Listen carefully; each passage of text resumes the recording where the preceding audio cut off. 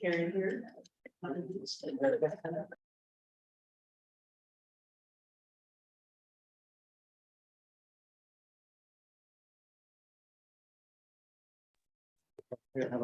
want me to get to it. Are you running an empty document? It's on the red little bag. Yeah. Yeah. Working too hard. I just- Yeah, and we'll get these.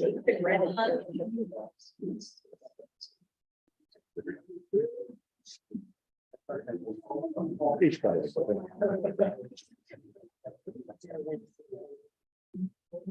Down the owl, right? Don't do. Ruby, is that what? Is that the new? Scooter, we call it Ruby. Well, if you see it from this direct, you see it from this direction, it looks like an owl. It says that. Well, Yeah. why did I do this? to myself? Yes, I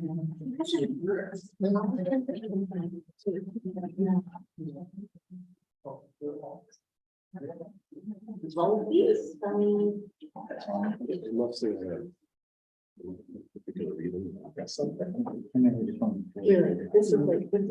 Yeah, that's what we call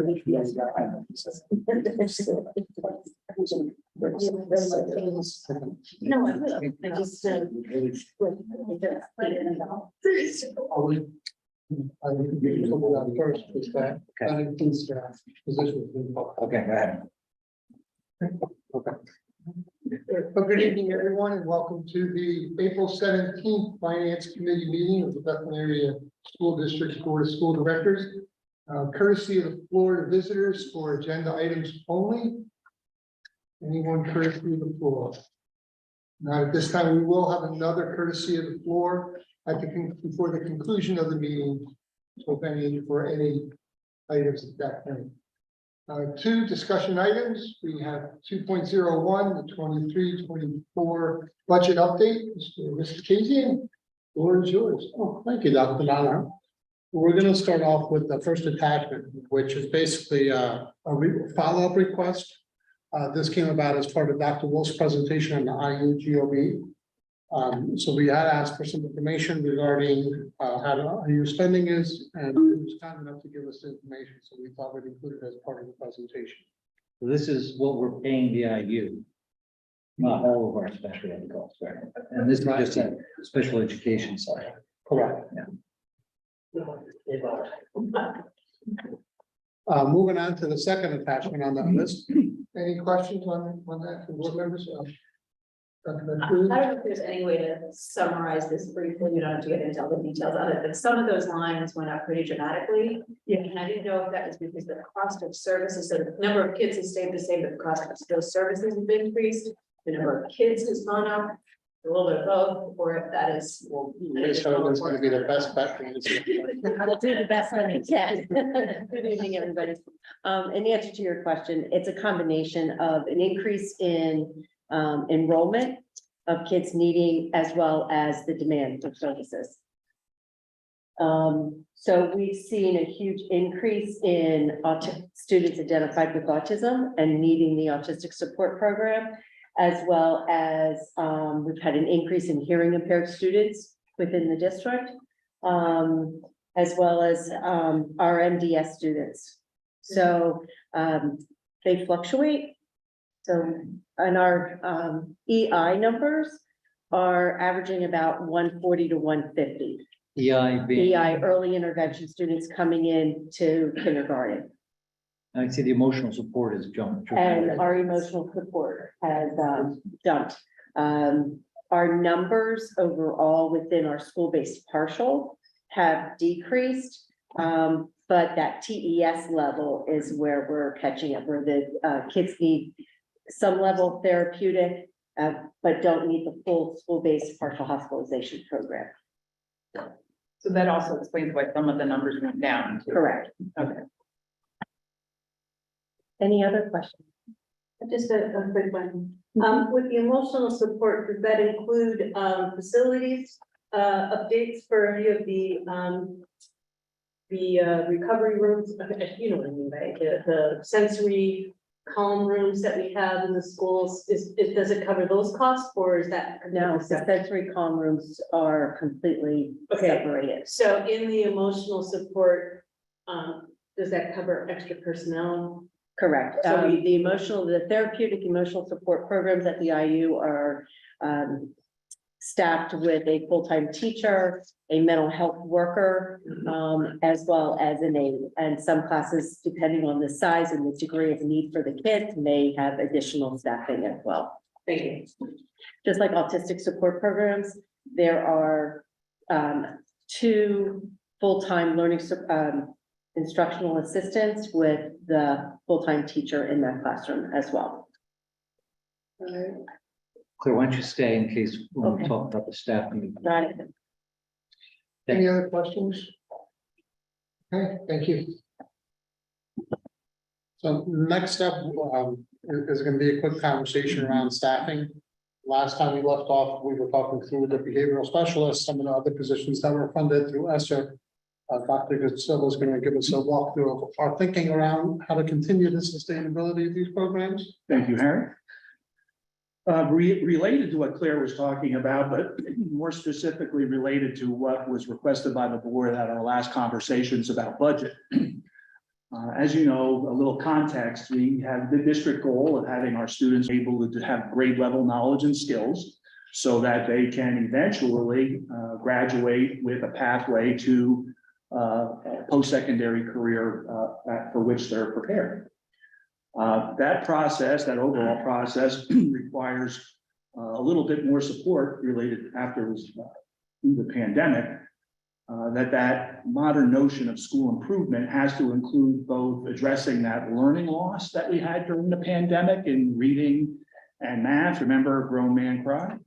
But then we also have to address the behavioral challenges that have arisen from students as they become reacclimated or have become reacclimated to school. The ESSER's funds that were part of the American Rescue Plan were extremely helpful the last 2 years. We used those in addition to programming and having more supportive community partners. We invested in 15 full-time staff equivalents.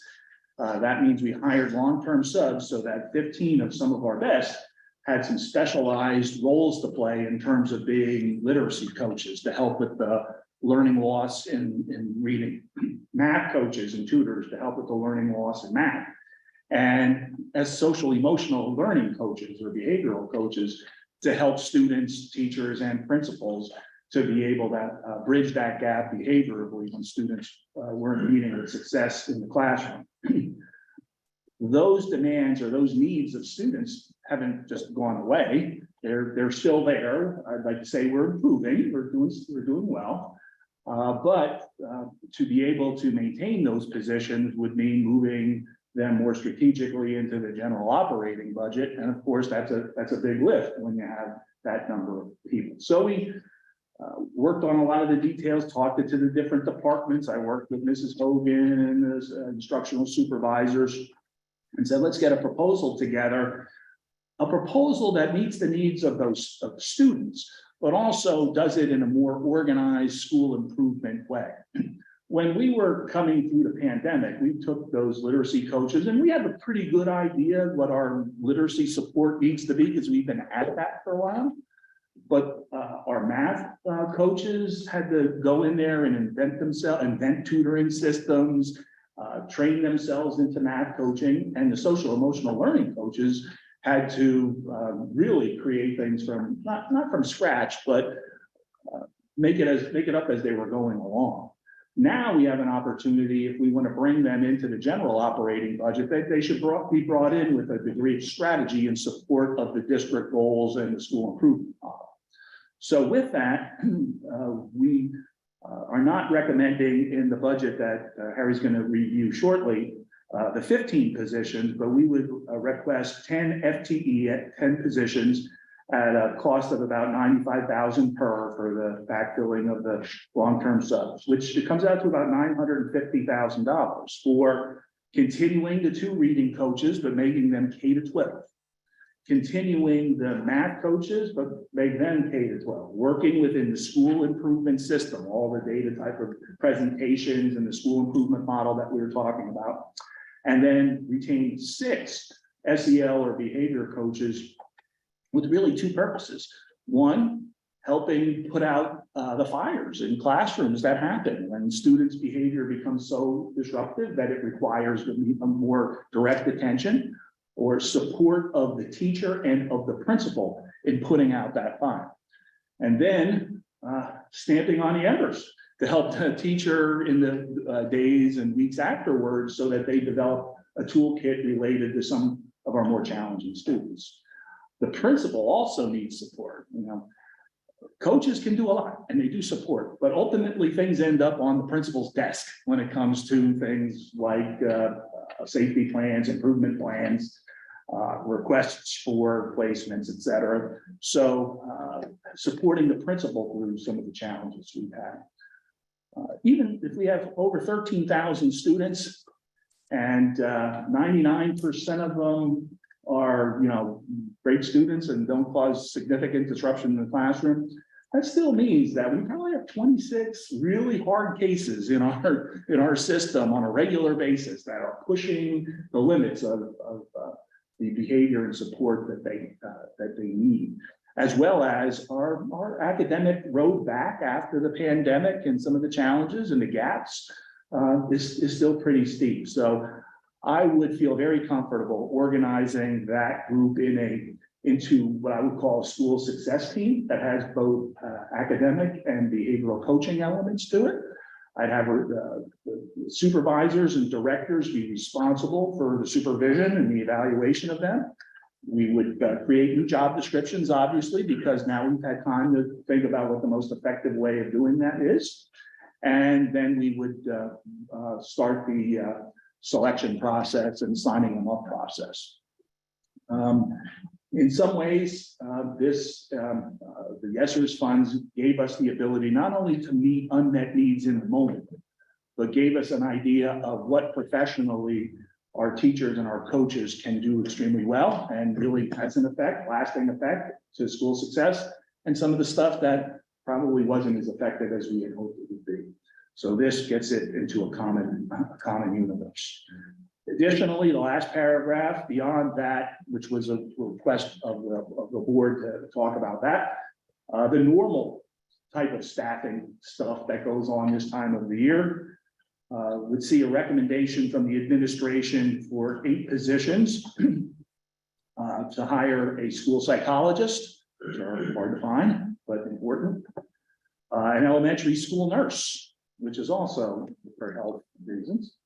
2 ESOL teachers. Our school enrollment, our ESOL English language learner enrollment continues to grow, and the case management and the support, the instructional loads on teachers ever increasing. Because of the course selection and the changing in sizes of the different classes matriculating through the high school, we've met with Mrs. Sage and Dr. Bailey to try to keep as tight a lid on staffing as possible, but it looks like a request of 3, unless Mr. Giordano can squeeze that a little bit, doing the magic that he does.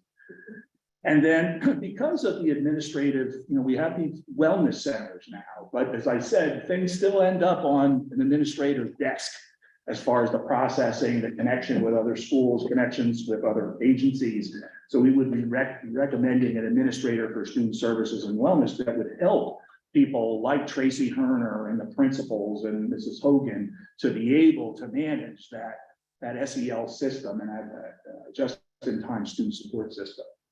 That together would increase the staffing portion of the budget by about 1.7 million, and that has been included in the preliminary budget as it's in there.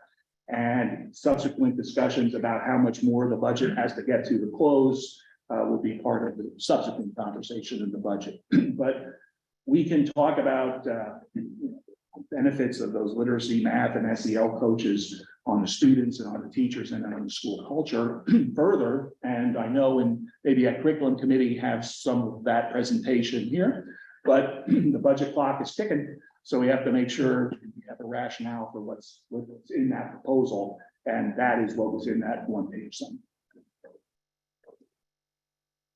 Question, Dr. White. Well, my, Go ahead. okay.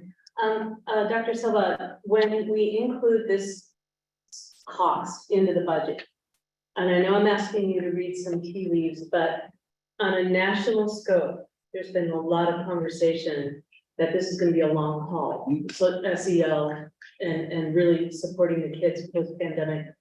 Do you see this as a line item that's gonna continue for a number of years? Is it something that we just have to, that this is not a quick fix? Correct. So this is really long-term. To build it into the budget. Okay, thank you. Question there. Yeah, Dr. Sylvan, maybe if you want to bring this back at curriculum in May, that's fine, but the two coaches each for the math and the ELA. What does a day look like? 22 buildings, 13,000 kids is two enough to actually be effective. If we target them is in terms of the support of the principals and the lead math teachers, yes.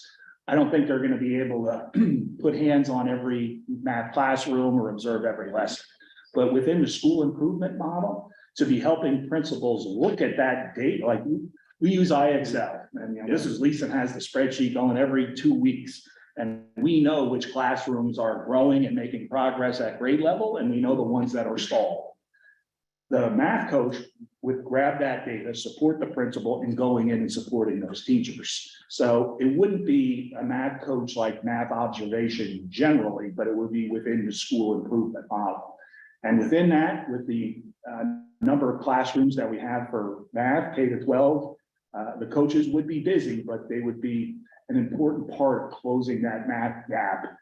Principals have time to observe their teachers twice a year, right? But they don't have the daily in and out of coaching on the data and on the instruction of those teachers who need it the most. Okay, so it's almost going to function, I don't want to say administrator, but a quasi above kind of middle person Yeah. that's not in a classroom like a traditional coach. They're more supporting the building.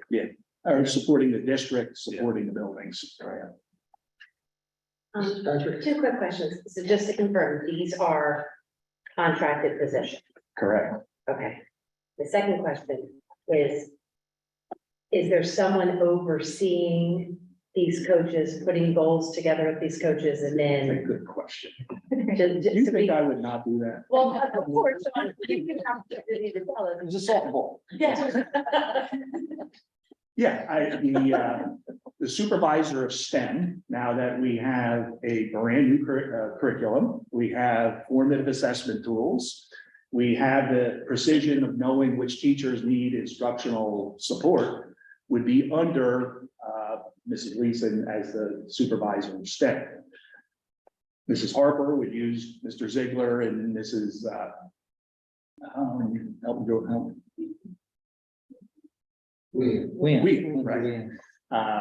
Pretty, as they're using them now to really get into those classrooms and do the curriculum instruction and assessment work that goes on. So they would be under the supervision of Mrs. Harper, direct supervision and employment of Mrs. Harper. And then the SEL coaches would be in Claire's department, with Tracy Herner, to be able to provide that just-in-time support and training for those hot cases, but also generally when our teachers need a refresher or an introduction to restorative practices, Leader in Me, all those tier 1 programs and supports that we have that hopefully prevent students from having social and emotional needs. They together would be part of that school success team that the assistant superintendent and chief academic officer would be over and say, you are a function of the school improvement model, not random elements of coaching in one building, not a particular, liaison to a particular department that's struggling, but part of an overall school district system. And we would set the goals, we would manage the work and make sure that the purpose is measured, the effect of the coaching is measurable, that we're seeing that in the schools improvement. Okay, I guess that's kind of my question are we gonna be able to have a tangible? Yes. Results at the end, like, okay, we want to reduce such and such in this grade by having these coaches Correct. Okay, thank you. Because we have the student growth measures, yeah. And also maybe this will be a curriculum committee meeting, but we're not talking outside, beyond this is our entire literacy, reading by grade 3 operation, and the coaches and the training outside that are coming in, and the reading specialist K-12 that we have dedicated to working with Mrs. Harper. So that's a whole nother. We're Piece of finding, literacy. those students who were in 2nd or 3rd grade, or in sometimes 7th and 8th grade, who had the gaps because of the pandemic years where they missed some elemental instruction that then didn't lead to the progress that they had. Those kids still have gaps all the way along. And our data will pick them up, and the teachers will struggle with them if they're trying to teach at grade level. So those coaches go in there and support the teachers supporting the kids. And our data is showing that those holes and those challenges, those recaptures are prominent in our system. Any questions on this thing? I know, Dr. White? Thank you. When we're talking about these coaches and these different, and I'm imagining this chart of departments, that have accountabilities and lining up. But what we're really talking about here is a network, a safety network. And so with all of these areas that are going to be working together to help the student, do you imagine that from SEL to reading by grade coaching, that there's going to be an opportunity for the teachers to be able to predict a little bit better and be less reactive? Mhm. And now, are we going to be able to see any type of reporting that shows how our teaching corps has become more prepared for these things? Because it just seems like right now with all the fires, we're reacting. I'd rather us have a wet forest floor. There's two sources for that data. Yeah. The first is obviously the achievement gap, the academic data will show whether it's in our benchmark data or overall data, incremental progress of students who receive the coaching. So that should be in our more regular, precise reading and math measures. The social emotional pieces, we give the MRA, which is a school improvement survey to our teachers and our students, and the reflection of those as far as the efficacy of whatever the treatment is, whether it's Leader in Me or our restorative work or whatever, is in there. So we'd be able to collect perception data of that. But then we also have our number of SAP referrals, student assistance referrals. Hopefully students are not progressing towards tier 2 and tier 3 interventions, which then increases the upward pressure on special education referrals. We want to see that be more controlled. So there are a host of data points that you could put to see if you're making progress in closing the gap academically or making progress with students who need that social emotional support. And can that progress report be done quarterly? Is it by grade schedule as well? Or? Yeah. In terms of the academic, the reading and math pieces, for teachers, it's done regularly. If you're a 2nd grade reading teacher, you're having data in front of you in data meetings every 2 weeks, and you're adjusting and readjusting for kids. If you're a secondary level, you're either using your IXL or Acadian's data that we're using to do the same thing.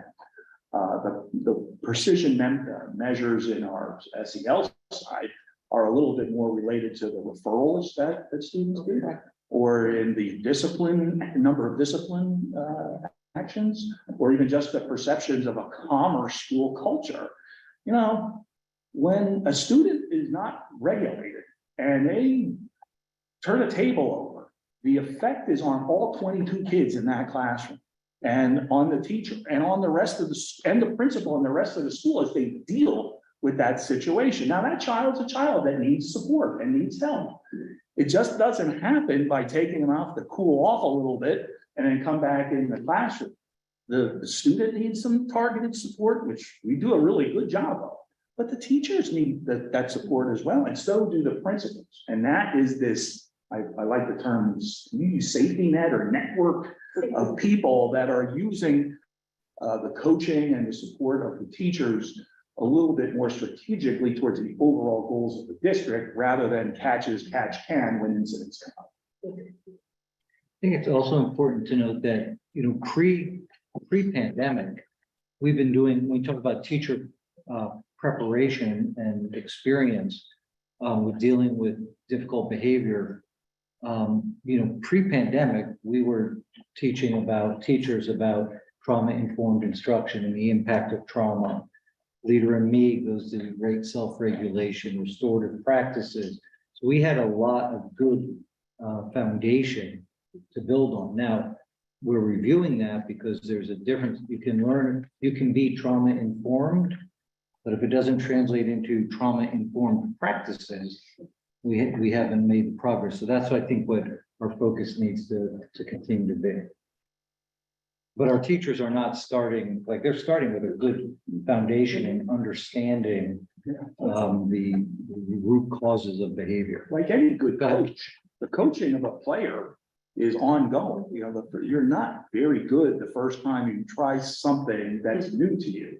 And sometimes when a child is in that hyper state or is in that behavioral state, the teacher's first responses may be somewhat good, somewhat not. The coach is in there to help with the second time, the third. So you build the teacher's confidence and capacity and the principal's confidence and capacity to get that student back on track. And that capacity is also having a better understanding of how all of the I call it the tree limbs, right, all come together at the trunk and how they benefit not just the teacher, but also that student.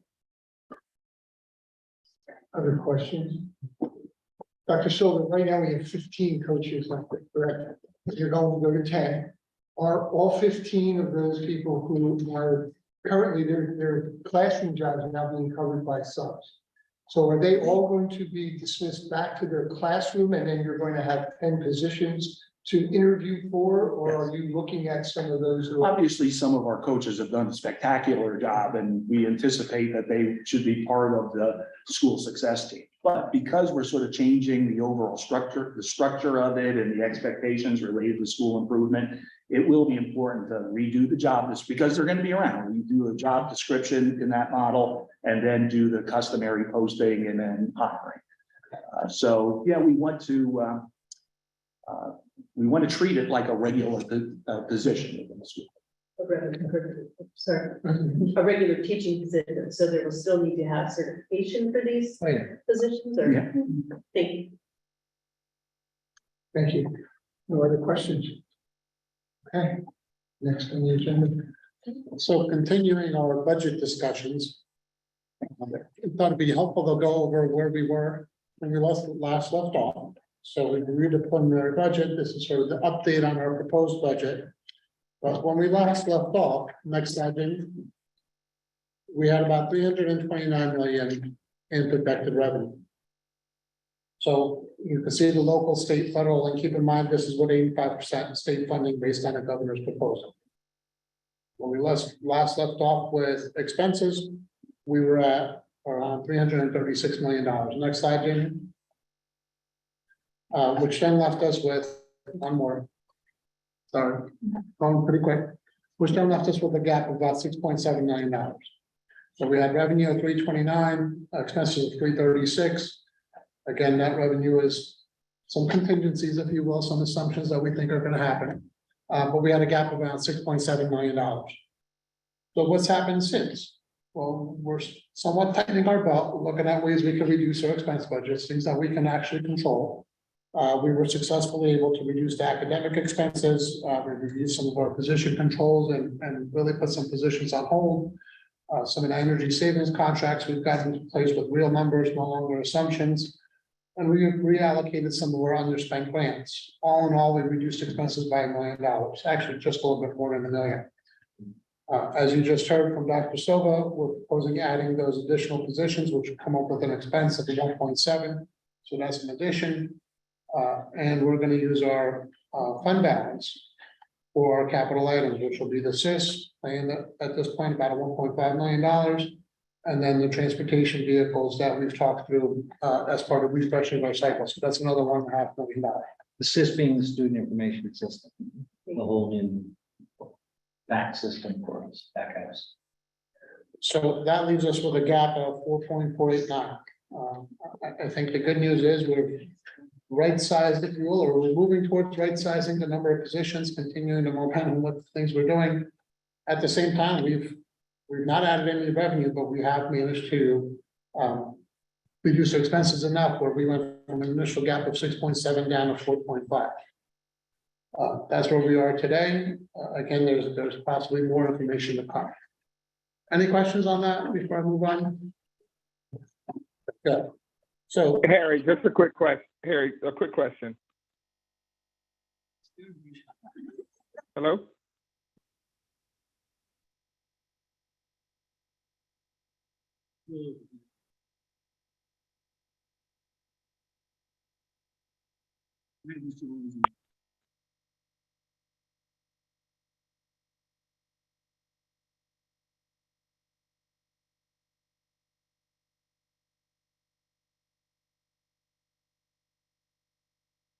Yes.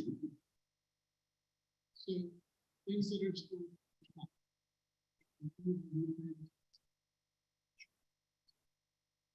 Here's the ways that we can.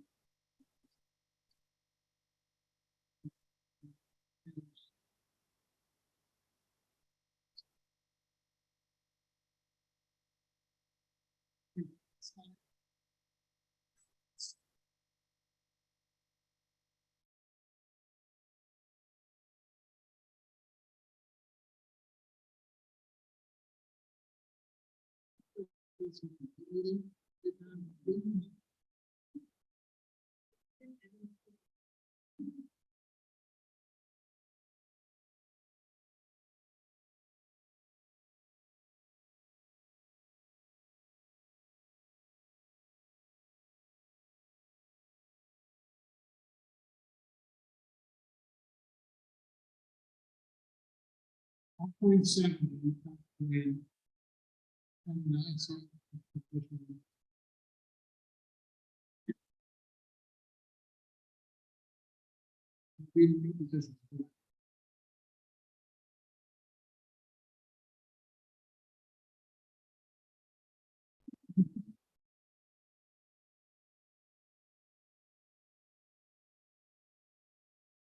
I think there's been some initial.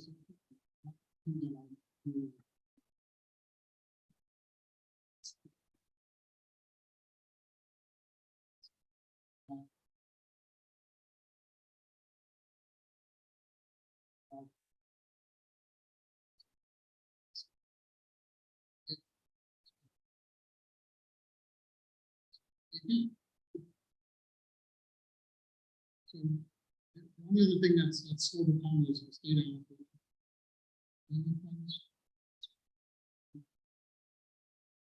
Actually, still looking at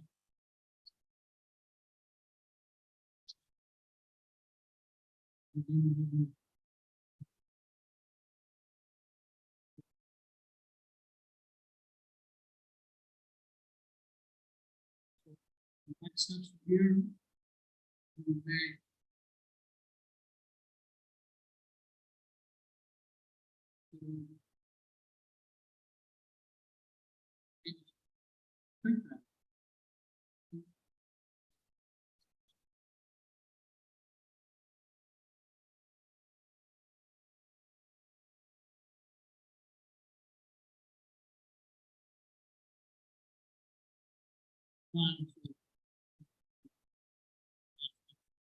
good way to depict the fund balance.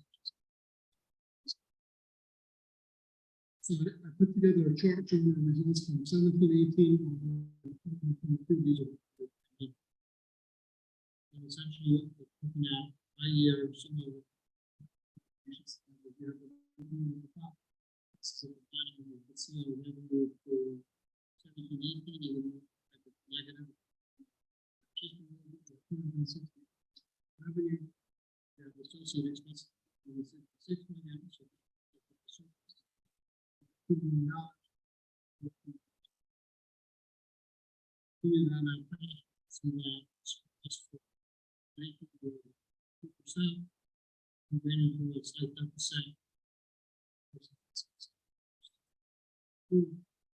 We got a 3% surplus in 21.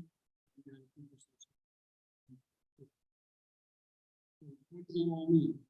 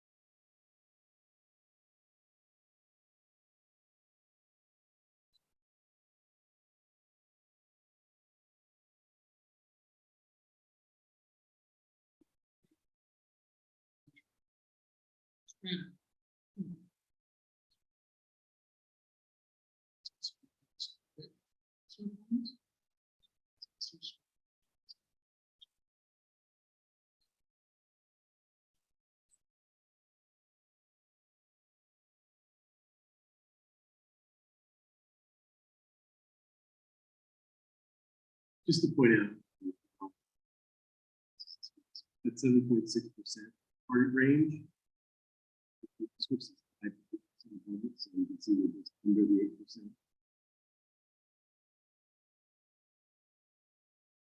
Your consideration for.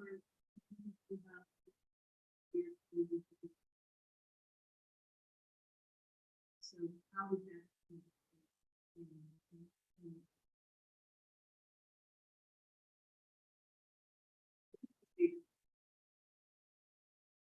It's all in the conversation. It's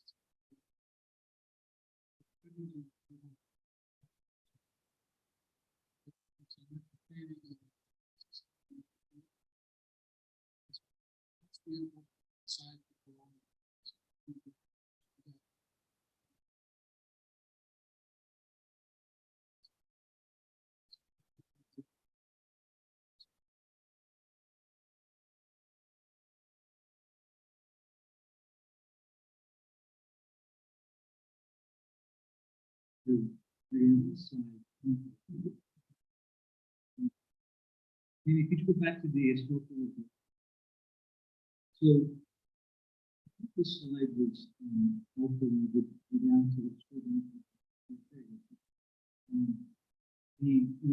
Because of the budget is so big, the 2% we spent.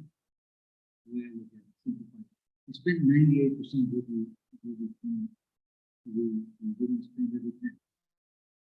The 2% is $5.6 million. That's surplus fund at the end of the year. 1, 2, 3% that we spend less than we plan. And that surplus fund then goes into the fund balance. There's also fund then that can be used in the budget year. Because we typically, as you can see, have over fund balance. We're not digging into the fund and reducing this taking. And so when I see those numbers, when I see $4.5 million in the road, and that's before the state budget is passed. So, good.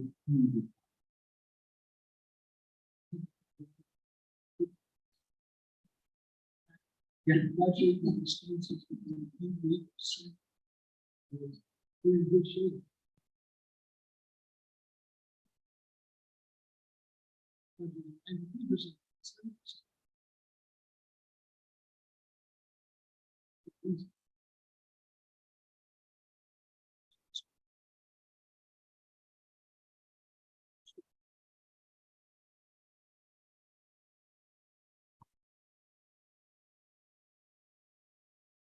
April, May, nothing more about the state.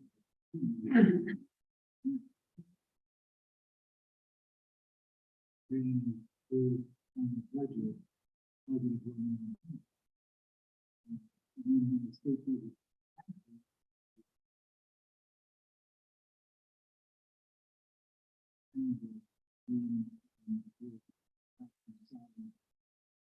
Statement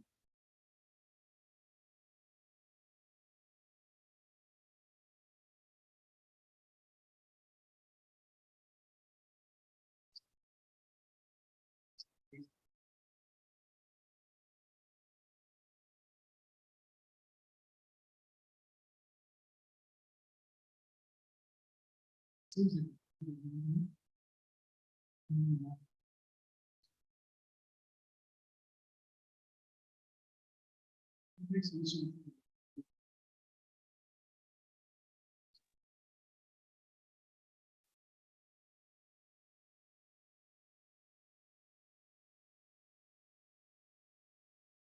Connor, on this tab. 2 weeks ago, I think, with 2 members of leadership in the State House, and they were extremely confident that it would be included back in. We used the same numbers it was last year, and 250 million.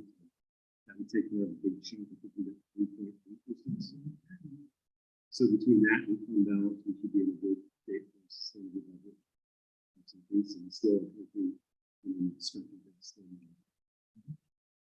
But I think that's a lot of it.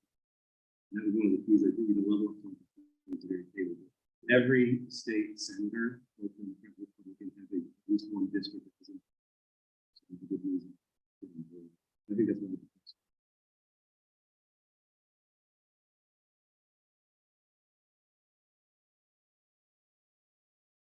Other questions, or we move on to items? Sticking with your budget.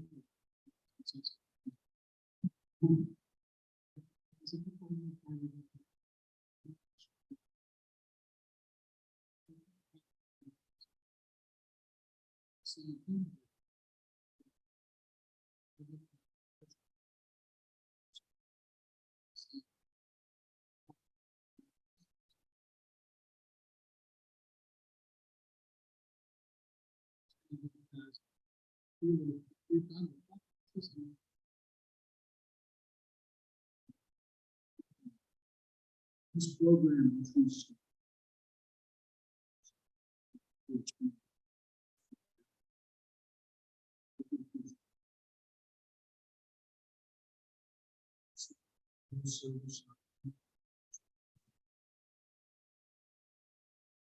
based on the person.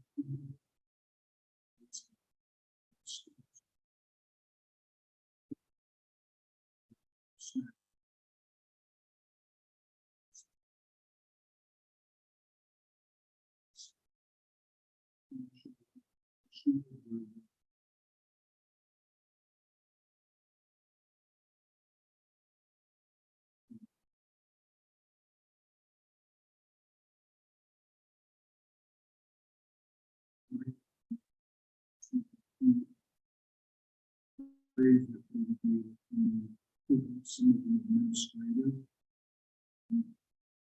workload.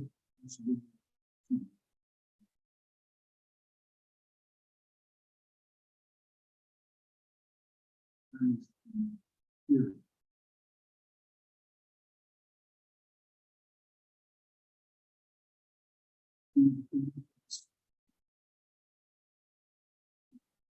Straightforward. And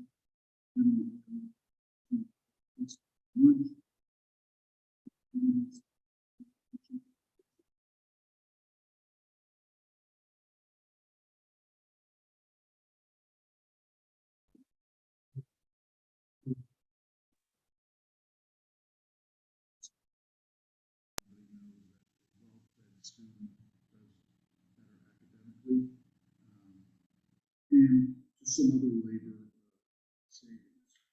The next slide shows you a quick overview of how the federal government comes up with their numbers. They come up with their identified students again for SNAP and they take their identified students divided by total students, come up with their student percentage.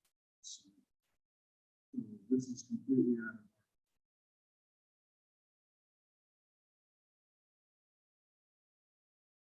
what we looked at when we started doing all of this was, we have to idea that students should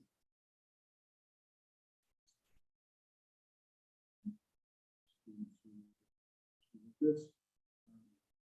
If they do 3 lunch and 3 breakfast, will increase.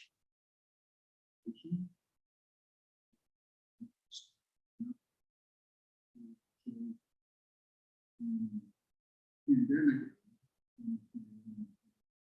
Our meals went up, especially in the morning. Breakfast didn't go so much higher, but slightly higher, but it was basically it's free. The other areas that we looked at, if you go back to the slide previously, there's improved the number of fed to us. Great operations. Put the kind of norm, good news.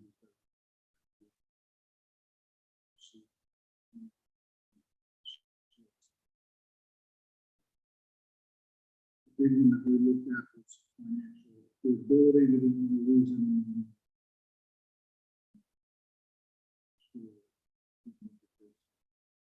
The other things are,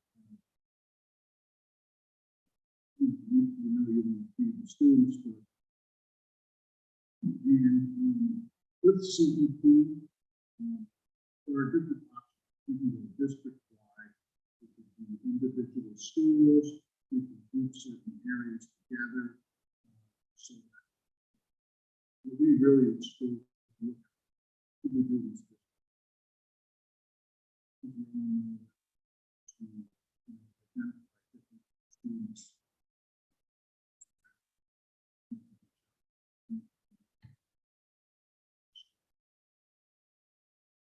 And group and impact school district.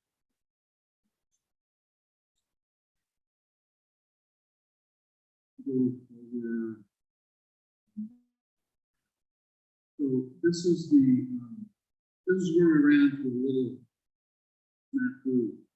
As you can see here, this is the trend of ISP multiplier, which is what the federal government gave us. We were hoping that that trend was going to go up.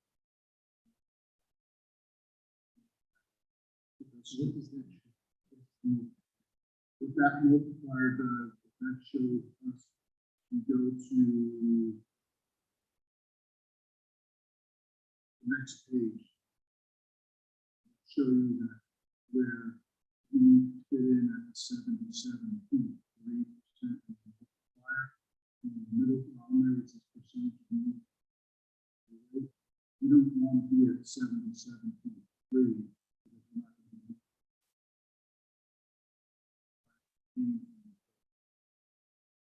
We were expecting it to be in at least the 82 to 83 range, which takes us to a whole nother level. The ideal. So we were hoping to be closer to that 88 number, instead of being at 77. Takes us into a position which you'll see on the next slide. Let's go back. So this is the sort of trend line. Identified students we saw on the slide previously. What are the ones that are directly certified as part of the school district? What are those percentage of the people that are qualified?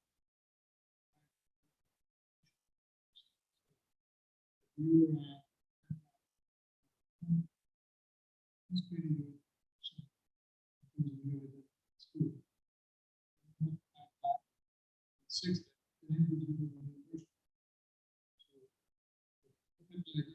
students.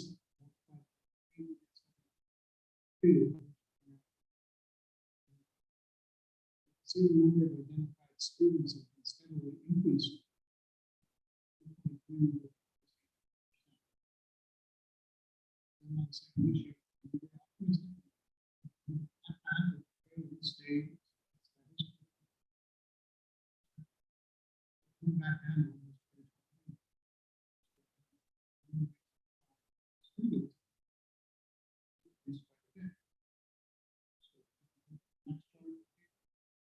So what that means to us is you have 50%, 6, 80% of meal served. Creating simply overall meal service. 80% 80% of all meals. Remaining 20 would be 70%. Back to windows impacts student rates, the number of meals served, and then financial liability. Certain meals. But what rate and that cost addition.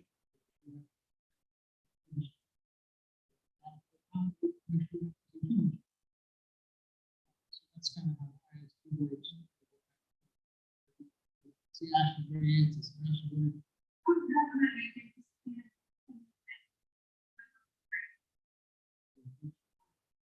You want to come up with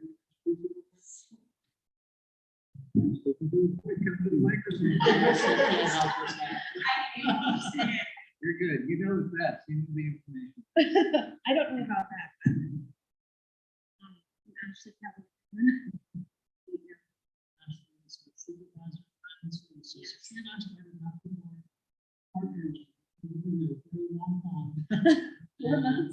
We're learning the district inside out. So what these mean is, so right now, our district is. Yeah.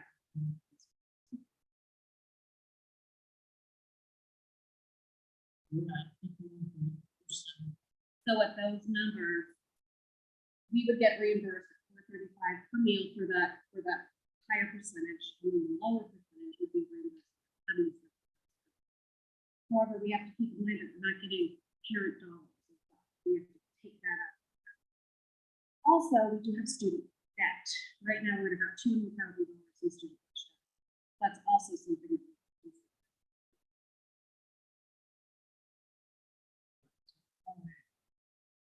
Essentially taken all of the activated. And we want full reimbursement.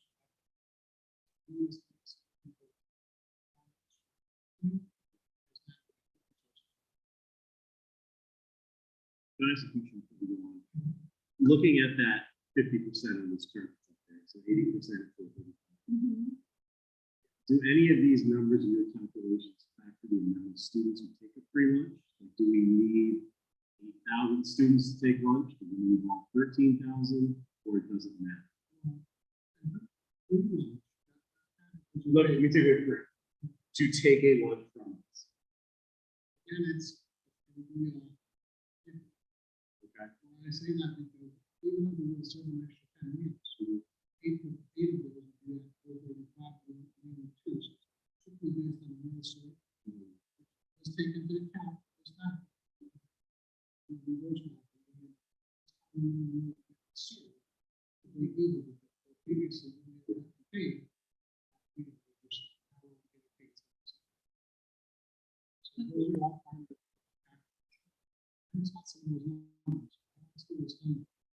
And if we go CEP, what we're hoping is kind of increasing, which would mean, that higher percentage of reimbursement. Sure. But what I hear, we do need volume. We We can't need just be volume, where we're at. and all cart sales would also be. So they would still, Here, the student would have to pay, but they could still buy the extra bag of chips and the ice absolutely, cream. and that's a big revenue. And are we anywhere, and I'm sorry if I'm getting heavy, so we'll come back. Are we anywhere near being able to sell this stuff that kids used to love 8 or 10 years ago? No. Are you kidding me? Well, I remember. Everything's whole grain, low No, I know that, but- sodium. Wasn't there a time under President Trump where that was supposed to go away, or they axed some of that? Did that never happen? I know there was talk. No. Everything's very whole grain. I'm gonna say no, since healthy. we- We do what these happened. smoothies on Fridays, which is awesome. What is Free that? breakfast. All right, I'm sorry, keep going. I believe the only way you can get that. Maybe that's. Then you could open up the pizza. Yeah.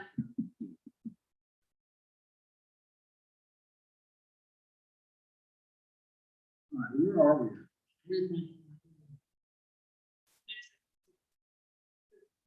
Scenario, based on the qualified. That's good.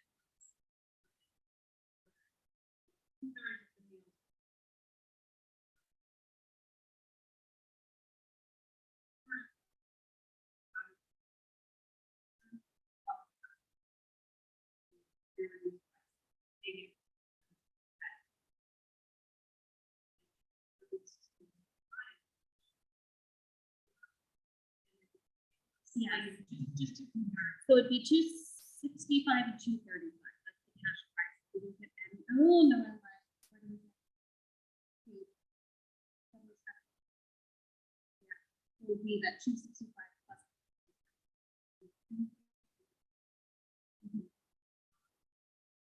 Yes.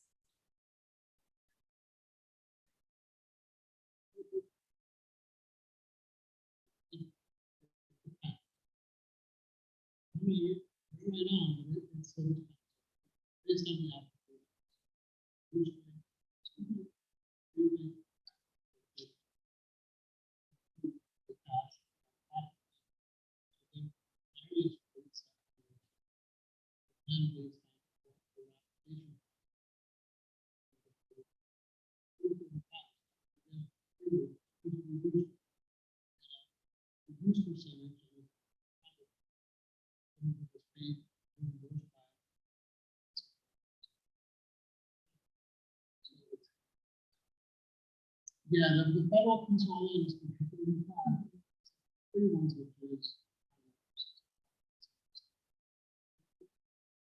And if we go CEP, the reimbursement rate goes to would we be reimbursed at that?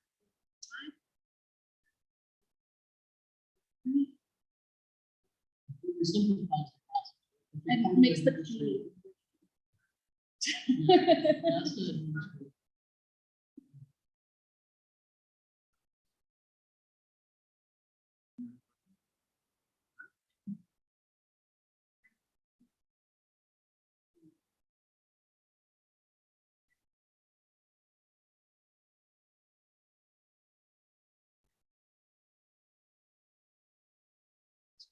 It's clear. I guess we gotta look at it. Pre-pandemic. Pandemic.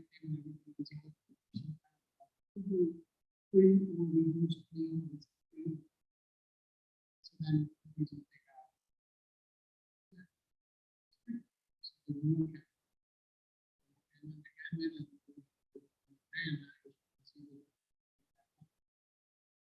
Same time, it's an ongoing issue. So it's something that we're going to continue to go through.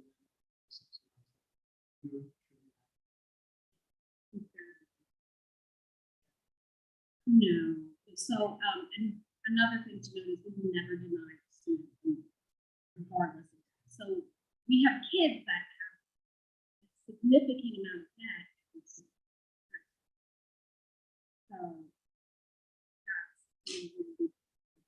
well, this kind of last thing is that we think we were free. What I started doing is these students email them.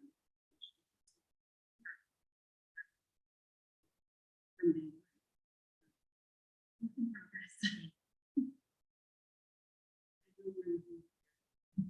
Wait, but I'm just curious.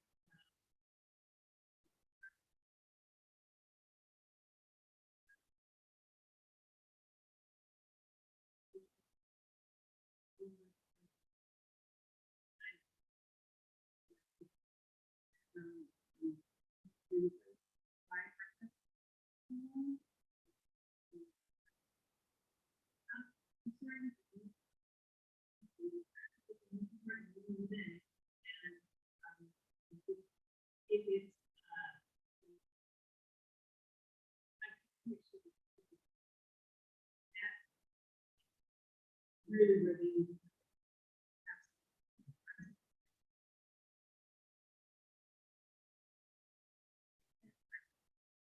There are a lot of times there's breakfast in the classroom, having no breakfast, so we try to work around.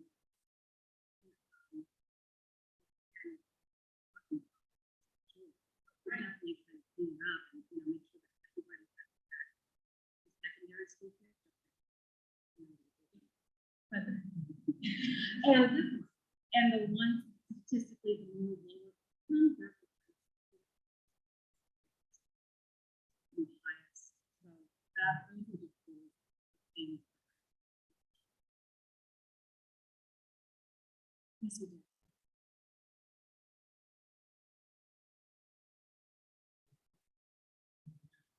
All right. Let's see the next slide. So with the reduced rates that we we did a little calculation based on the meals.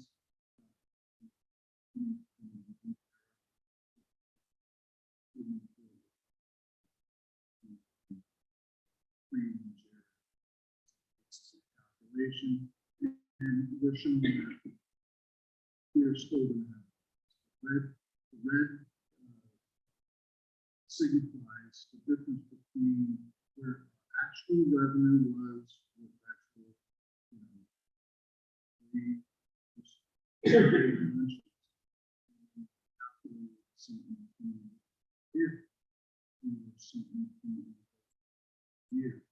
so as you can see,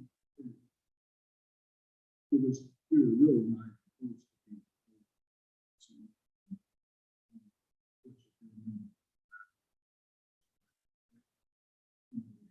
Increased it was 700,000 more. Would have been a loss.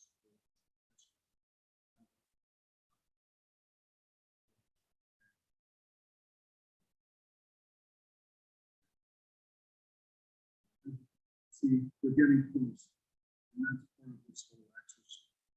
Give you a view of where it's program.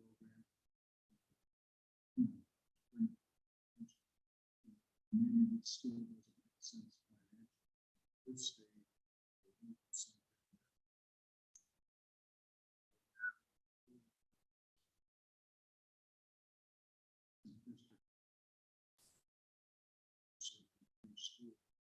and then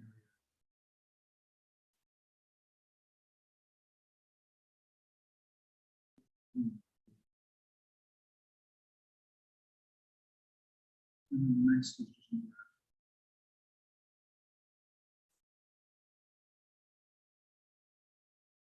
Will be in the actual revenue.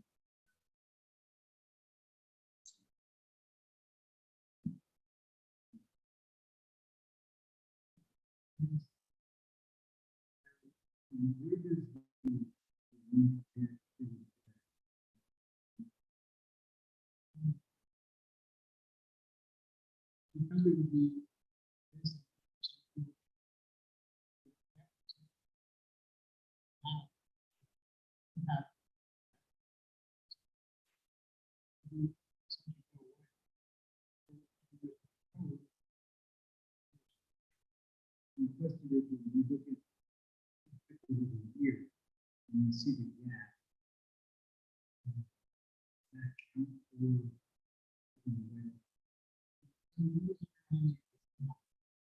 So we do have here.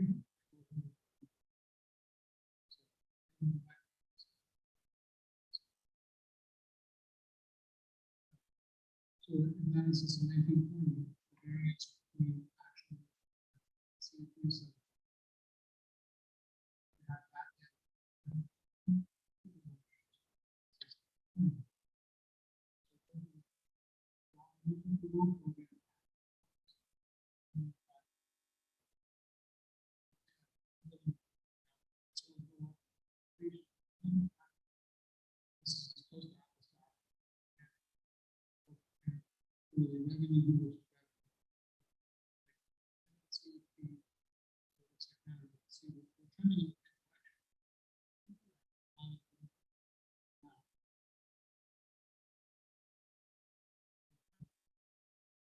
that was really the game plan because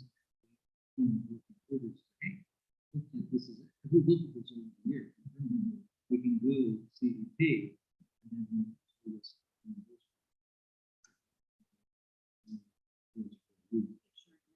Yeah, I was expecting trying to upward, but the direct cert numbers went down because the less people are eligible for staff camp. Another email that just went out today that was saying that Medicaid students will be considered directly certified effective 7/1/23. Can't use it for this year's numbers for CEP, but it would definitely increase next year's CEP numbers for the ISP. Key number is 62.5. We can expect 62.5 directly certified students. We could go through.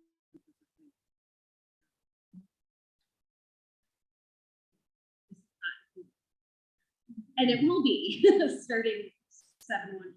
So, you know, the numbers that are now, number, you know, application is new number.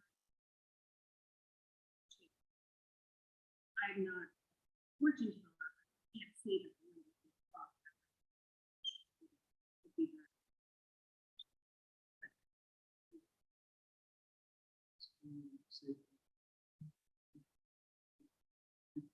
So you can see the changes.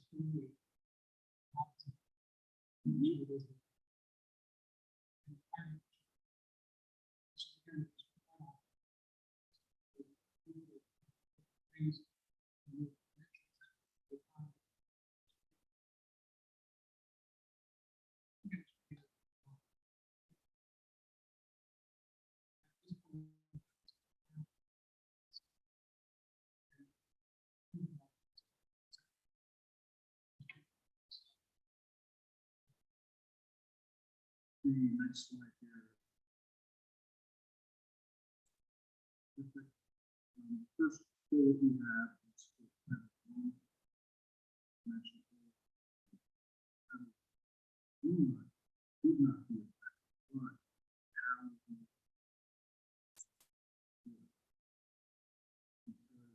students by to the federal government.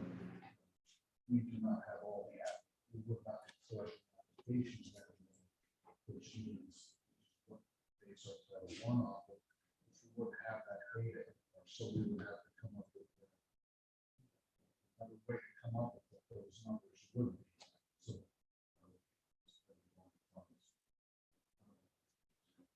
go down to the third bullet, you know, we have currently 48.31 students.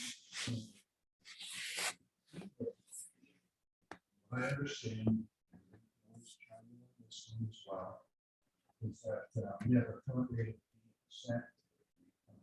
As long as our students stay within 50 to 74%. For free lunch, we stay there, but as of now, we're just being at 41. I don't know. So, do you want to try that? No, you got it.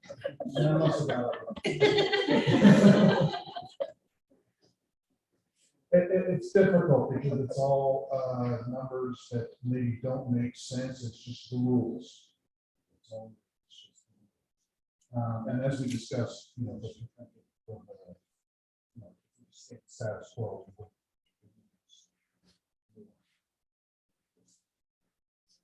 CEP is next.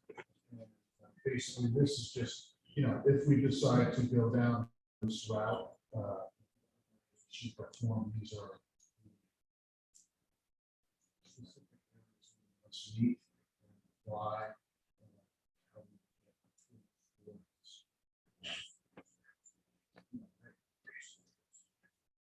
how we get the numbers that came in were very, this slide would have meant a lot more, I think, had we trees. But it's something that the board would like us to consider at a smaller level. Why? That's so interesting. We still have to follow this timeline if we want to. Schools or different types. So just for your information, if we do want to do that, we need to know sooner or later because we have. So I think the takeaway is, well, June 30 seems, it's not a little bit of time. So we want to have a dialogue with the financial viability, but as a district, doesn't really make fiscal sense, while there's many benefits in terms of nutrition and access. You have to make your commitment. Explore other options that if they explore options in terms of federal level. Those schools, period. We go back and pick the fire a little bit up, this is something we want to go. Partial, we want to group it a certain way. Pros and cons of that. I don't know if you should also, I hope true. The distribution and how those funds are now redistributed is impacted, so that is going to be part of the additional.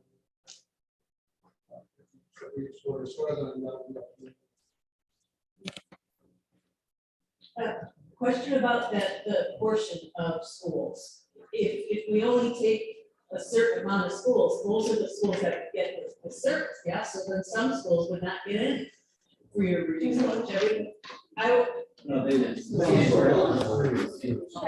But then you have to identify them, yeah. Exactly. As a school, yeah, as a school, definitely, so, the old district I worked at, some schools were CEP, some were fully paid. So just if you went to that school, you didn't have to pay for lunch. So the whole point of this is that those schools that get the CEP, that's the amount of federal funding that we get to support kids eat at that school. Right, I get it. Okay, so we're just talking about how much money we find for. Well, we're applying for reimbursement program. How many meals we serve, they say how many get. So currently for the rest of this year, it's free breakfast, and it's in the governor's budget for breakfast again next year. So we're really talking about, we're looking at true student, we're talking about lunch. Yes, from my perspective, we have so much need across the district. I don't know how we single out a school and say, 8% of kids who don't qualify now get free lunch, but students here who are, it's a very low, it's a low threshold to get free reduced lunch. I mean, it is poverty to an extent. There's a lot of working families who I think have the need and the benefit. I don't know how we pick and choose and say, you get it, you don't. So I'd almost lean towards it's a district-wide initiative. And with that 295, it's closer to 195, and you take away the lunch that we write off every year, it becomes more viable. But it's still too high for me at this point. I think to justify, I don't know, I could probably be convinced with. I don't know how we pick and choose schools. I think there's too much need everywhere. Well, we wouldn't pick. No, I know you wouldn't. But we would. I mean, ultimately, we're picking some. I don't know how we would leave some students out, is what I'm trying to say. I agree. I don't support breaking. Yeah, it would create so much resentment. Just the usual things that people who get. The perception of that school. Yeah, the perception, all that kind of stuff. I'm still wondering about like doing the elementary schools. That might be more feasible. It's not about deservedness, it's just they're All elementary schools. Yeah. Get religious about their schools. Financially more. For that more. That's the direction we want to go in, that's what we should. That's something to explore, and again, some other drawbacks, taking the full consideration of the financial picture looks like, what the impact of the programs would look like. Good where we are, and make a recommendation based on what we have. When we went that way, and then when kids matriculate to middle school, well, first of all, who knows if we did that for a couple of years? Why?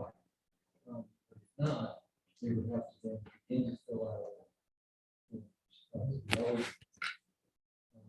Sixth grade, we have to get people's attention. In fifth, but I think the advantage of that is we'd be working for students. And they're already in the system.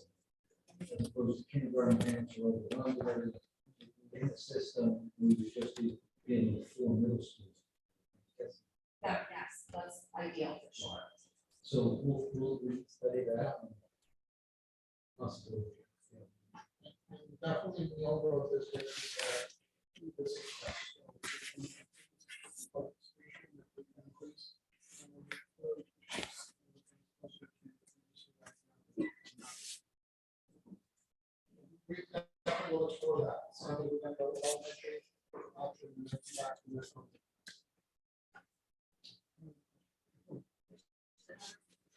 Maybe I'll just come back to this next month, but as I was looking at the numbers of meals increase, in the 2021 school year, we were hybrid, with all meals are free. Yes. So we had fewer kids in the building as much, but all the meals went up. I didn't know if there's, if you saw to be taking advantage of, because now it's free across the board at the elementary level, high school, I don't know what those levels respond with more than free meals, which would be interesting. And we're thinking of slicing off in particular. Again, all the logistical reasons at elementary school, so it makes so much sense, but just, I don't know if the numbers say that, elementary schools really didn't change that much based on free, but then all of a sudden high schoolers are free classes. So I'd just be curious to know what the reaction was.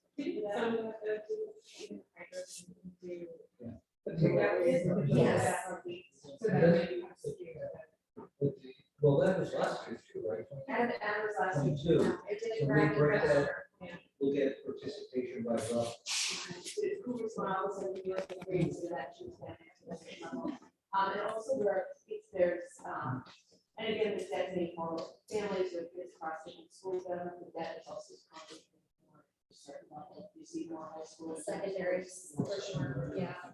And so again, just in the mix of sort of what meals would be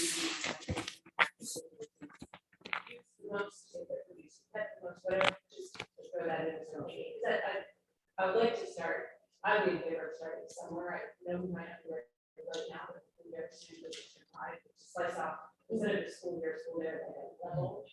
Just looking at those other numbers to see if there's a particular level that this would like to be.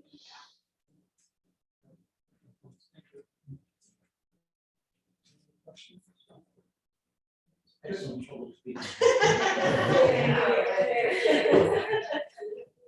Just for a historical perspective, for those that have been in the business for 45 years or so. If you remember how I'm so pleased to hear the way this, and we're trying to keep correcting education, because I think back to my time as a teacher and in homeroom, we all remember homeroom.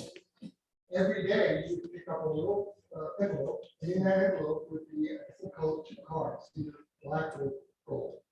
And you had identified students in your homeroom list who were free to reduced lunch. Yes. And you would go out every morning in your homeroom and you would give Jack his black card and Sally her yellow card on their desk in homeroom. And then they took that card to the lunch line, and gave it to the lunch person to get their free reduced lunch. The next morning, you got all those cards back in the envelope again, and you did the same thing day after day. To the point where you had kids when you put it on their bed, oh, it's not mine. It's not mine. No. Because they were embarrassed. But, and how do you distribute the cards? So that's up to the teacher. The teacher would call the kid by name, say, Johnny, what are the free lunch card?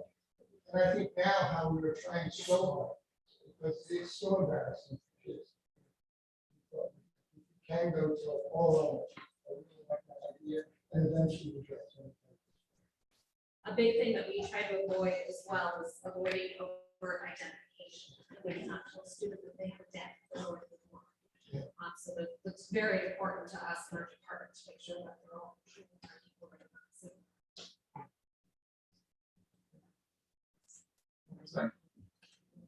Yeah, thank you. All right, so that, any other information? So we move on to agenda items. So, 24th regular board meeting.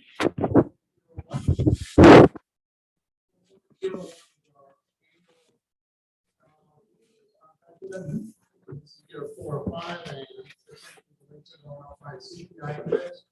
you can see the for essentially paying 0.03 cents for all the meals and management fees, and then 0.08 cents per meal for general and admin expenses. This is a 6.4% increase in the prior year. 4.02, clean energy rate, 20 cooperative paper Bethlehem. This is our annual paper rate. Last year was a unique year where we actually have a commitment from some of the vendors and they put us in qualified bids. So The bid award is $141,000. We're optimistic that they will actually honor those awards. That's a lot of money. And that's because no one provider wanted to do the whole thing.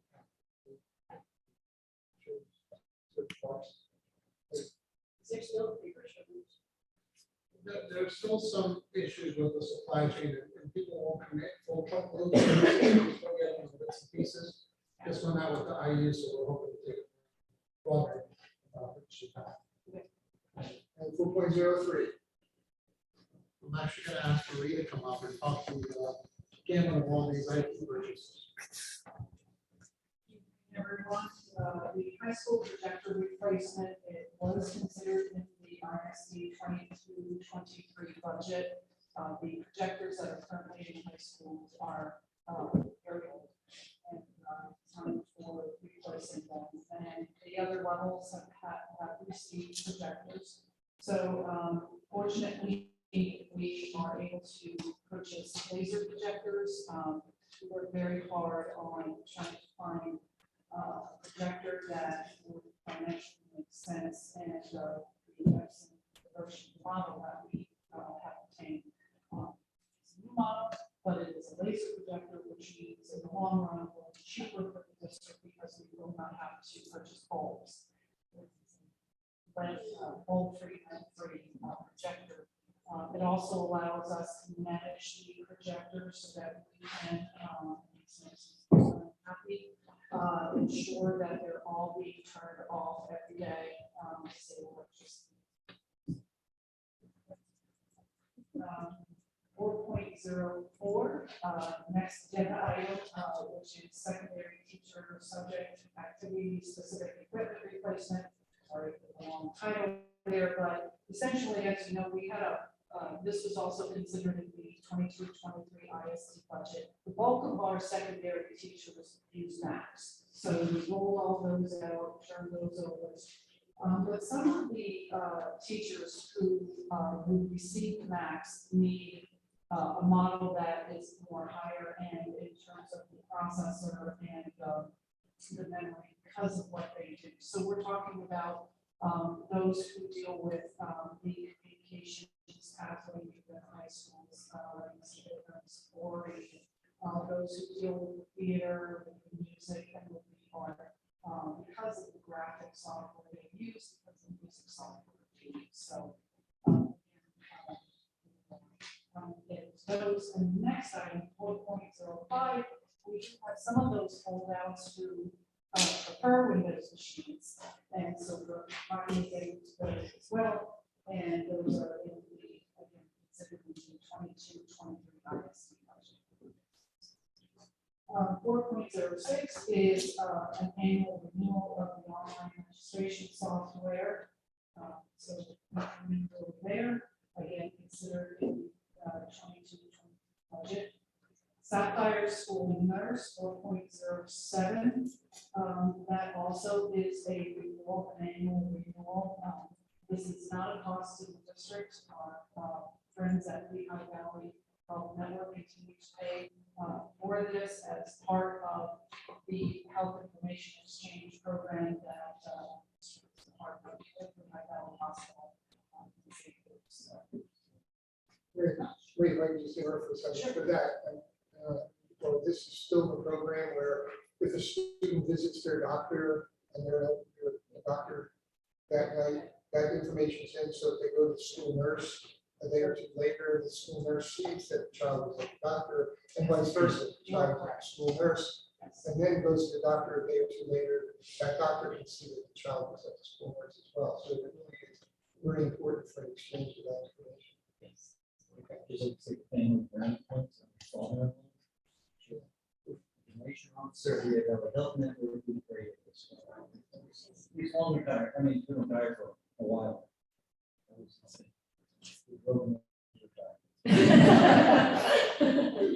So the next few items, Mark Scott and I have been working on for a few months now in regards to our security camera system. I handle the back end portion, and Mark handles obviously. but all those security cameras come back to the data center at the high school in terms of the storage and so forth. So our current backend system is 5.5 years old, so definitely falls within the life cycle management that we've been working on together. And so the other item is that because we're bringing on more cameras at the elementary schools and replacing cameras at the secondary schools, which we're about, from Mr. Son, we need to get some physical servers for that storage. Over time, we realize that physical storage is better than the virtual video storage that we have now. So we're actually getting some physical servers and working through Keystone Fire and Security. They are the company that actually supports our security camera system. So we get street vault service and all that storage. We also, in 4.09, need to replace the virtual piece because in addition to storing the video, we also have servers that keep track and have records on the different cameras that are out there, their locations, and keeps track of the maps of the schools and where those cameras are being out. So we will be replacing the virtual portion of that system as well. And then 4.10, the security camera system, in order for the security cameras to speak back to our data center equipment, to have a network.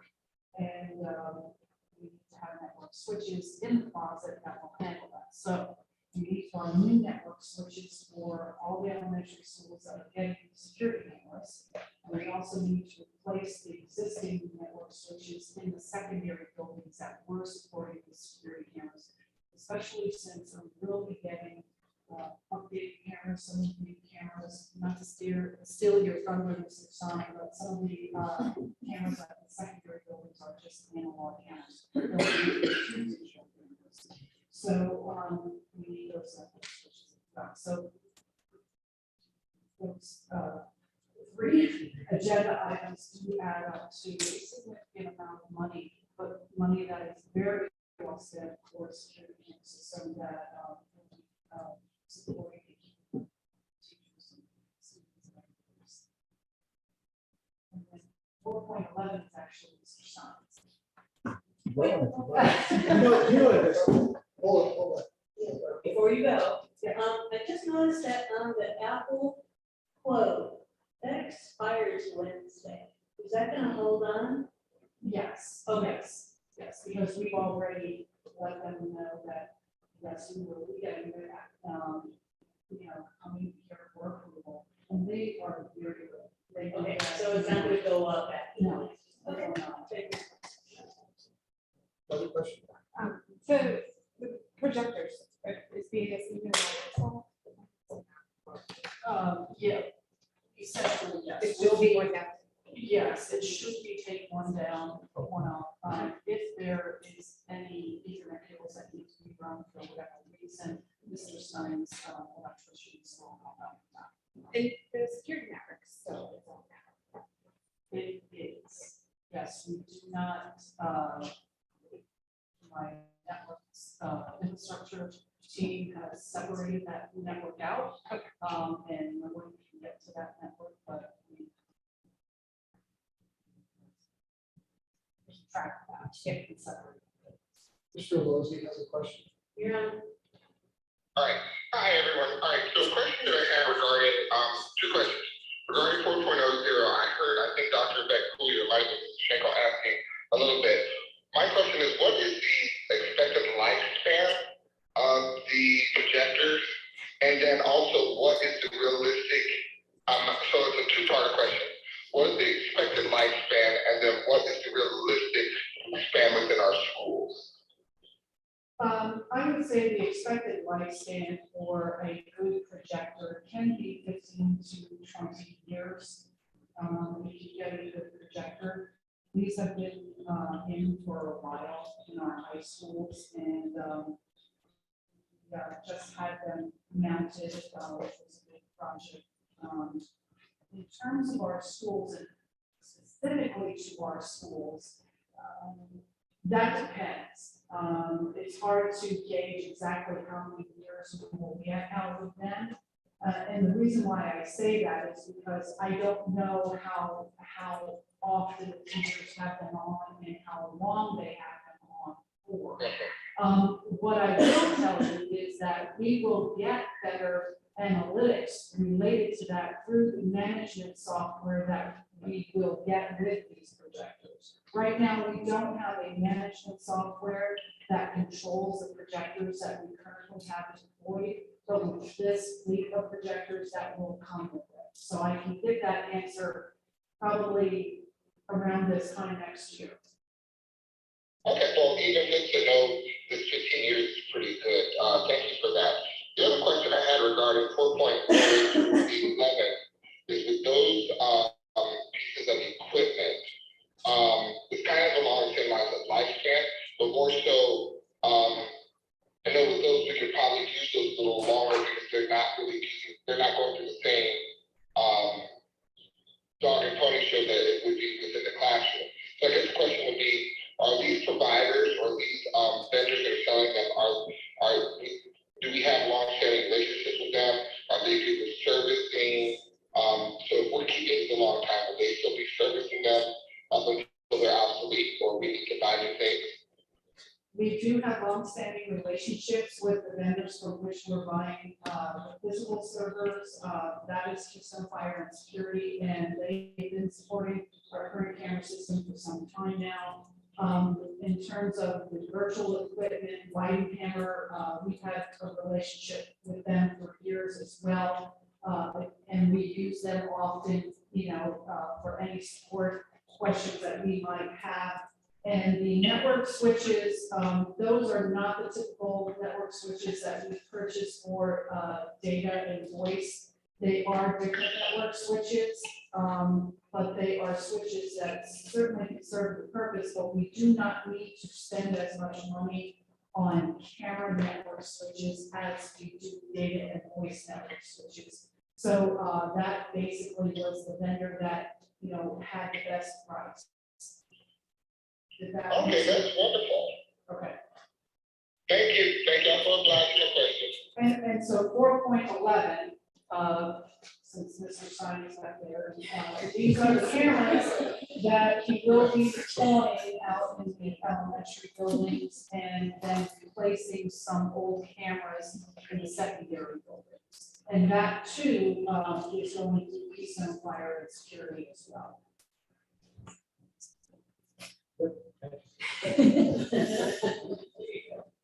Any questions?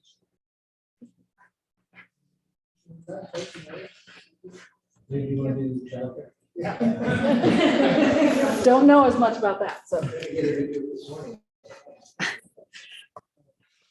4.12 is the annual tuition rates for childcare. We have up to an update in the handbook. Rates are not changed in 5 years. Just more or less information about budget. We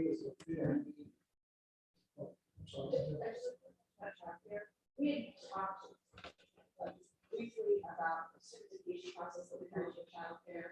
We had mentioned it was worth looking at again, just because in the childcare world, there's one level of teacher-student ratio. These are our kids in a kindergarten class and a first, second, third, fourth, fifth grade class with different teacher-student ratio. So I didn't know if this assumes anything on that front, if we're still exploring or just. This does not reflect any changes, this kind of. And we use the system storage, which gives us some flexibility, but we're still under.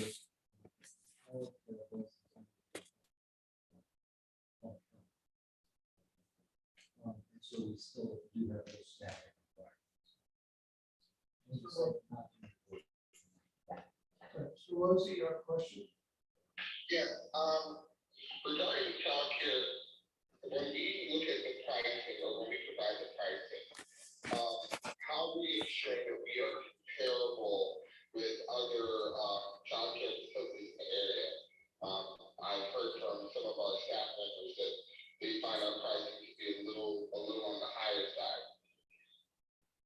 we do comparisons with other area, with other childcares. I mean, one thing that's, I think, hard to put a number on, but justifies our costs is we're right on site, we drop the kid off, except for a couple situations, but you put them into our care and they're with us for the day. We don't have to be switched from one organization to another. But we always try to stay for the level of care that we provide within the same, within the range of local competitors. Thank you, Dr. Rowe.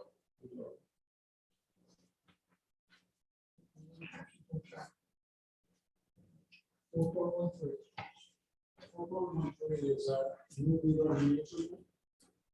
This is essentially year one is a cost not to exceed $145,000. Really partnering with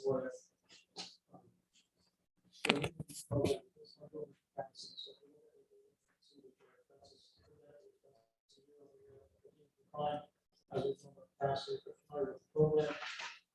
One thing I will mention that's also in the contract, if funding is not available for any reason, we have to available to cancel the contract.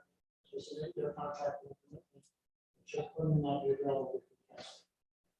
There's that on that. So Ms. Herman has worked very hard on this for the past number of years.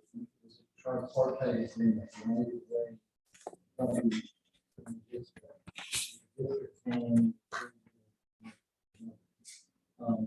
the United Way.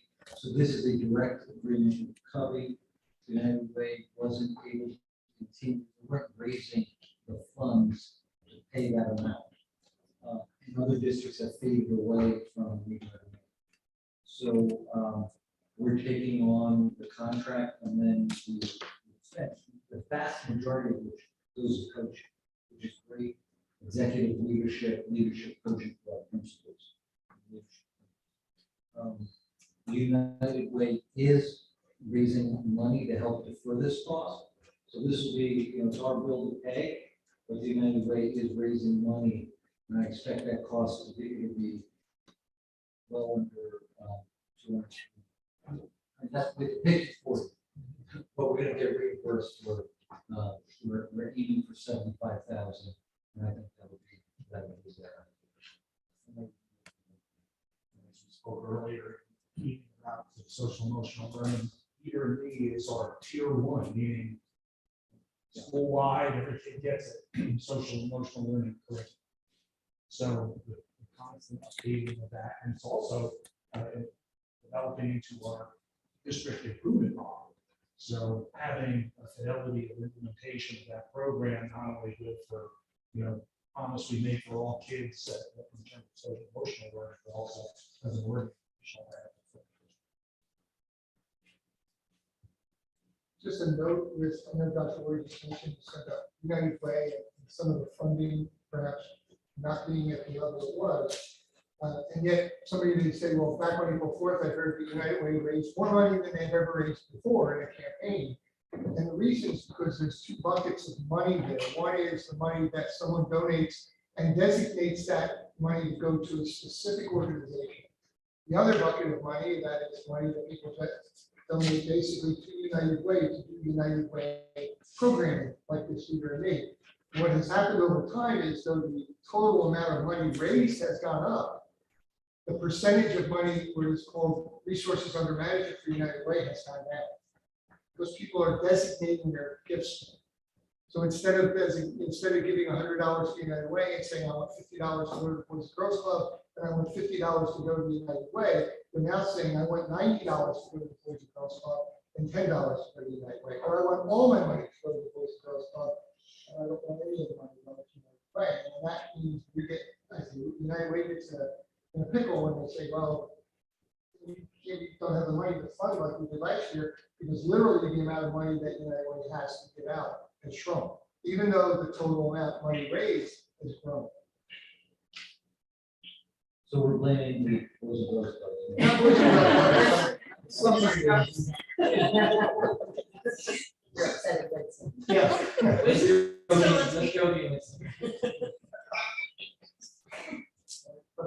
For 414. the last item is, item 4.14.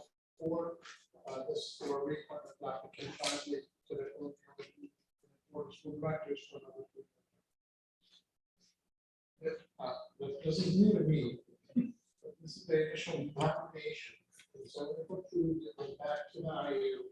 And I just said, it's a list of all the names that are appointed out of the school. So this will be a for next month as we go to all the nomination. This is something similar next month.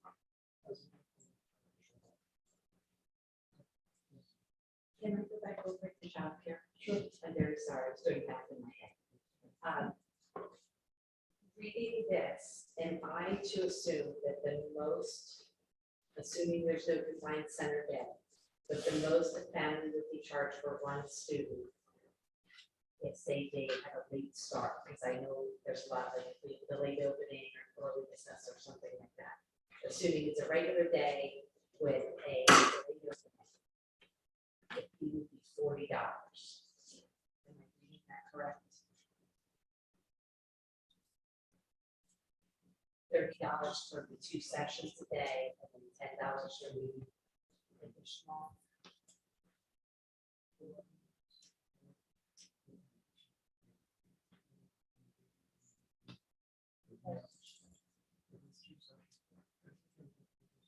Okay, and the reason I asked too, okay, and I appreciate it, the reason too is I like Mr. Lozzi had heard some comments from BASD employees who have their children in the program, just that the fee sometimes we get high if there's so thank you. I appreciate it, thank you. Any other questions on any other agenda items for the April 24th? Okay, have all those on the agenda. Yes, thank you. Moving on, courtesy of the floor to visitors for public comment. Mr. Angel.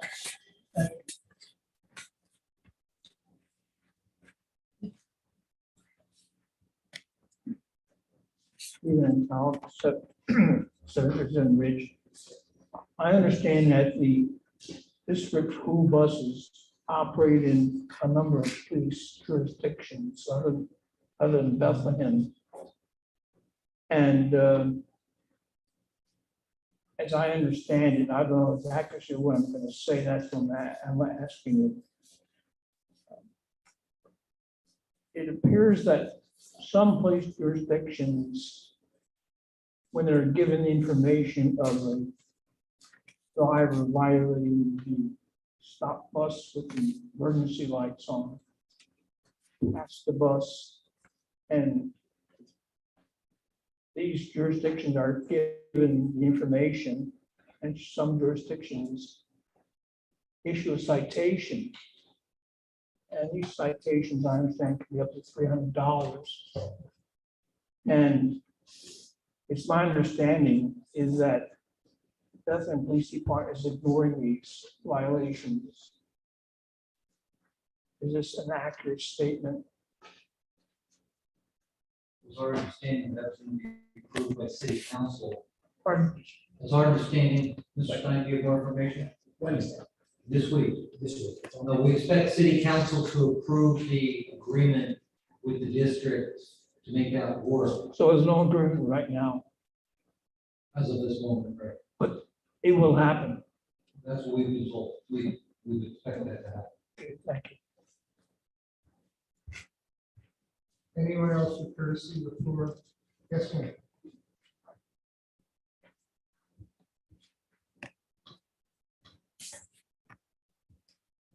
State your name and address for the record, please. Melissa Vaughn, 4673 Ironstone Road. I'm here tonight because I know that I'm going to have to come to next week's board meeting as well. I have 5 kids in Bethlehem Area School District. Well, one's 2, so he's done a few years, but I have 1 graduating. I have an 11-year-old, an 8-year-old, a 4-year-old, and a 2-year-old. So I'm busy, and there's a lot of them, and they're in different schools. So I have elementary school, we have 1 going in the middle school, and 1 graduating, thank God. So with, I'm unaware of teenagers and not unaware that children fight in school. I don't know why people send me things on the internet and they're like, have you seen what's going on? And I got a video, and thank you, Dr. Roy, for your patience. It's been bothering me so much, like it literally brought me to tears. These 7th graders at East Hills Middle School. First of all, I don't know why a 11, 12, 13-year-old girl should know how to fight like in the video that I saw. But when I say sport fighting, bludgeoning, stomping on another human being, it's so upsetting as a parent, because not only is this child getting attacked, there's kids filming it, screaming, beat her behind. And from what I'm understanding, these are orchestrated throughout the day. And it's not just East Hills. There's another incident at Northeast where a teacher got punched in the face.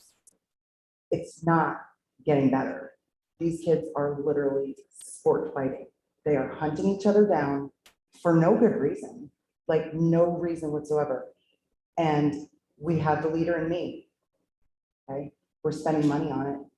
It's instituted in the lower grades, but these are kids that have been in the lower grades and now they're in the higher grades. And the punches are getting harder.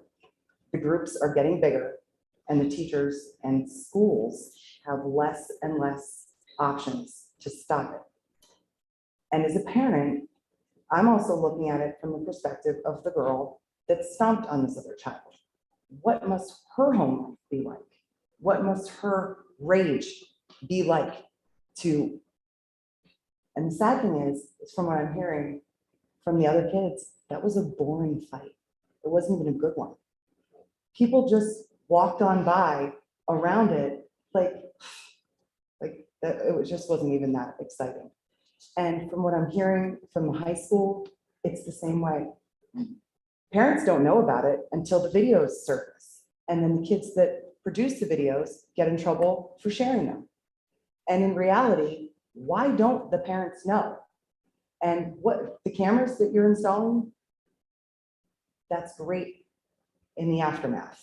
But there's in the line item in the budget workshop for next year, 7361, it says that we're cutting school security.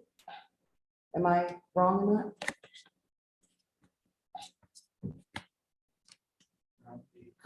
That might be an adjustment. We didn't spend what we thought. Are we doing anything about social security? Because unfortunately, a lot of people in the community, social media, the media itself, we're seeing a lot of violence in elementary schools coming from outside.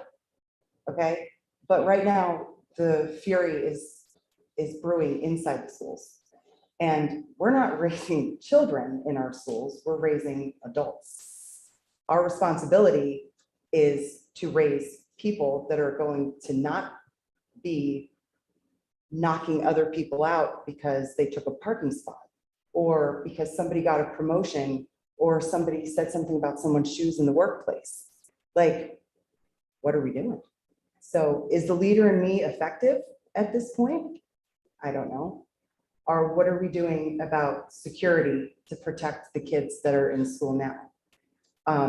Is this restorative justice like idea where everything's fluffy and like we're not going to have zero tolerance anymore? Like, is that working? Because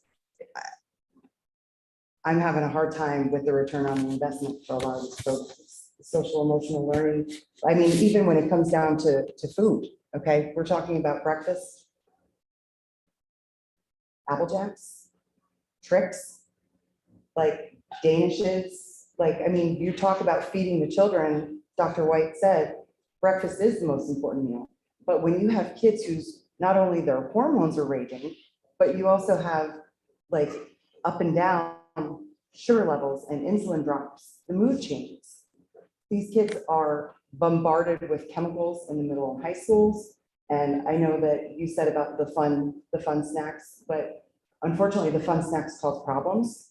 And as we mentioned in the nutrition aspect of it, if they're adding kids who are on Medicaid, okay, sucralose and these additives and the colored dyes and all of those things are causing autoimmune disorders in kids. They're causing lots of behavioral issues. I mean, it's documented everywhere. So if we're getting free lunches, I mean, as far as I've always known, fed is best is usually referring to breastfeeding and formula. Like if we're just hopping these kids up on sugary cereals in the morning just to keep them fed, are we really doing any favors in the long run?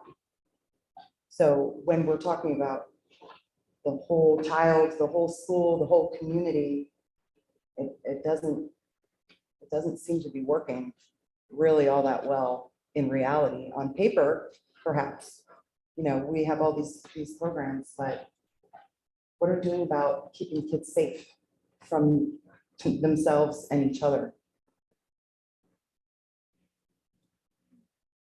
Is there an answer? There's no answer. This is not a back and forth. Well, when do we get back and forth? That's my problem, is because you know that I email a lot. And yeah, and I do know I get back and forth with you, but when it comes to the public forum where it's videoed for the public, we want answers.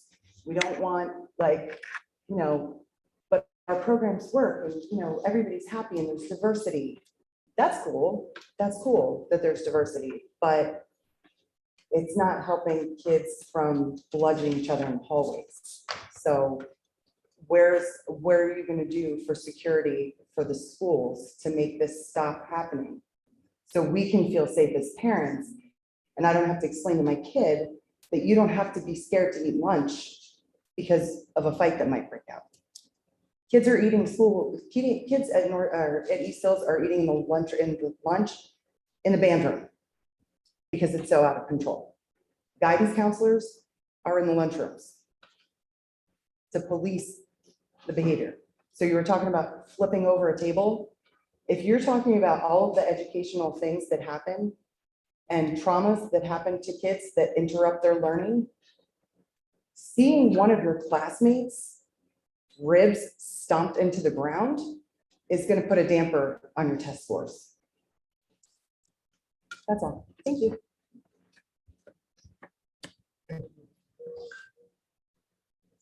Anyone else for public comment? Open forum. Two items. We'll have an exec session after this meeting. We have litigation, we have personnel, and student discipline. Board also had an exec session on Thursday, April 13th that dealt with litigation.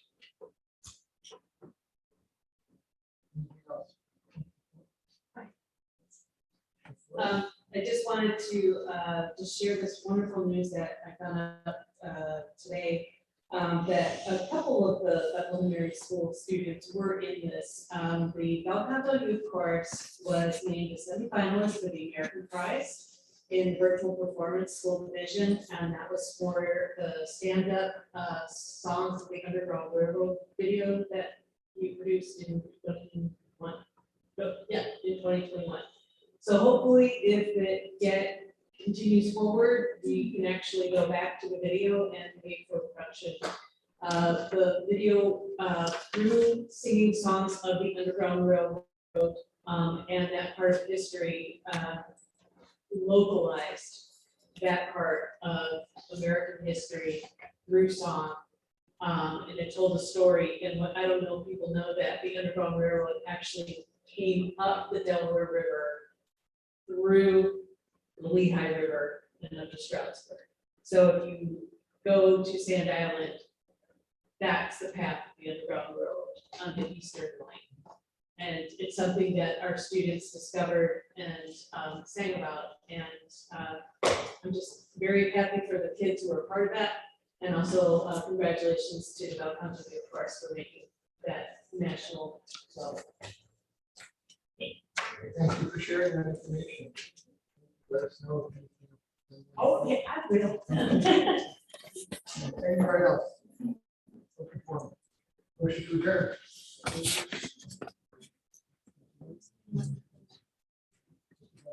So we are adjourned. Thank you all.